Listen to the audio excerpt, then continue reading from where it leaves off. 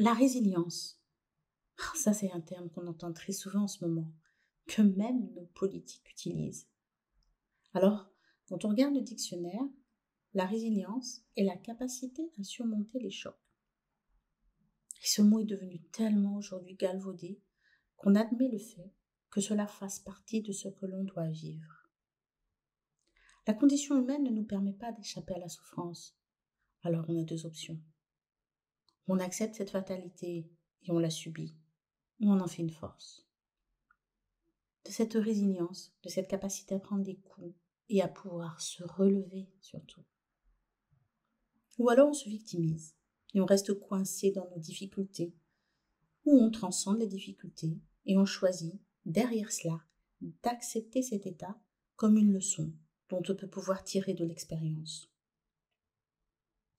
Aujourd'hui, pas une seule personne sur cette terre ne peut se targuer de ne pas avoir vécu cela, pas une seule.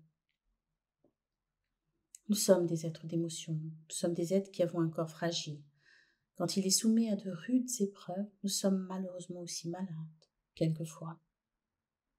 Finalement, l'acceptation par la transcendance des difficultés, c'est peut-être la clé. On n'est pas à contre-courant, mais on compose avec celui-ci, même s'il n'est pas agréable. Accepter, bah oui, mais pas de manière fataliste. Une acceptation en tournant notre angle de vue sur la problématique. C'est si facile à dire comme ça. Mais c'est clair que quand on vit l'épreuve, on la vit dans sa chair. Quand on la vit dans son cœur, quand on la vit dans son être au plus profond, c'est dur. Et ça n'a pas de sens sur l'instant. C'est même révoltant d'entendre des mots comme ceux que je prononce quand on souffre. Et pourtant, de cette souffrance, nous avons tous la capacité de tirer quelque chose. Nous avons la capacité de transformer cette douleur, de lui donner un sens. Je ne dis pas que c'est facile. Et je ne dis pas non plus que c'est un réflexe automatique. Non. La révolte, la colère, c'est souvent des sentiments qui sont associés aux souffrances que l'on peut vivre. Pourquoi je vis cela? Qu'est-ce que j'ai fait pour mériter ça? Ce sont tout autant de questionnements qui font partie du processus. Possiblement, cette colère ou cette révolte sont le terroir d'où on peut tirer une énergie pour rebondir. En fait, la résilience, elle a quand même quelque chose de difficile à accepter parce qu'elle induit pour chaque être vivant ce postulat que nous allons souffrir. Et personne n'a envie de cela. Vraiment, personne, à moins d'être maso. Donc on fait comme on peut. On utilise pour certains des outils alternatifs, méditation, yoga, psychothérapie et j'en passe. Beaucoup d'outils au final qui bien évidemment, en fonction de la personne qui les dispense, bien sûr, peuvent être une aide, mais juste ponctuelle. C'est nous-mêmes qui avons la clé. C'est notre volonté. Et lorsque l'on puise dans notre volonté, on arrive à trouver les ressources pour accepter cet état dans un premier temps et graduellement, marche après marche, avancer. Chacun sa méthode. Il n'y a pas de bonne méthode. Il y a juste cet élan de vie qui va s'exprimer au travers de cette volonté.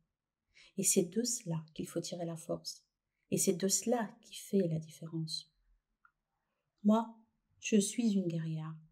Ceux qui me connaissent savent que je suis une Amazone. Je prends les coups. Je tombe à terre, je pleure et je me relève. Toutes les épreuves de ma vie ont toujours obéi à ce même schéma. Je pense que c'est un pattern que chacun d'entre nous a. La seule chose qui diffère d'un individu à un autre, c'est la dimension de temps à l'intégration. Je pense qu'on peut parler de la résilience quand on arrive au bout de ce processus. C'est là qu'on se rend compte qu'on a eu la capacité de passer cette épreuve. Que ce soit la perte d'un être cher, que ce soit la maladie, que ce soit le deuil d'une relation. Je ne crois qu'aux petites actions. Je ne crois que au petit peu chaque jour. Petit peu de victoire sur nos pensées, qui souvent sont négatives quand on a mal, et c'est normal. petit effort pour arriver à les transformer, à impulser une autre énergie. Je crois aux petites victoires sur nos corps quand ils sont meurtris, arriver à se donner de l'amour, un tout petit peu tous les jours, se réapproprier ce corps qui est meurtri, lui dire qu'on l'aime, se faire du bien, se faire un soin, prendre un être aimé dans les bras et se sentir en sécurité dans cet espace pour reprendre de la force. Un bain, une douche, en prenant conscience des gouttes qui tombent sur notre corps et de cette sensation physique produite par la chaleur que l'on ressent et qui nous enveloppe à cet instant, comme un doux cocon. Je crois vraiment à la force de toutes ces petites actions mises bout à bout. C'est là qu'on se rend compte qu'on a réussi à dépasser quelque chose, à dépasser une douleur. Tous ces processus ne peuvent être vécus que si le cœur est dans une acceptation de l'amour de soi. À tous ceux qui ont souffert, à tous ceux qui souffrent, je dédie ce podcast car je sais combien c'est difficile de pouvoir entendre raison quand on a si mal. Il faut du temps.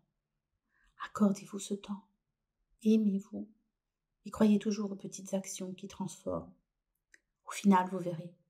Vous serez fiers de votre capacité de résilience, car elle sera le témoin de la belle personne que vous êtes. Je suis très heureuse d'avoir partagé ce petit podcast avec vous et j'espère qu'il vous aura apporté pour certains du réconfort et pour d'autres un apaisement passé ou présent. On se retrouve très vite. À bientôt.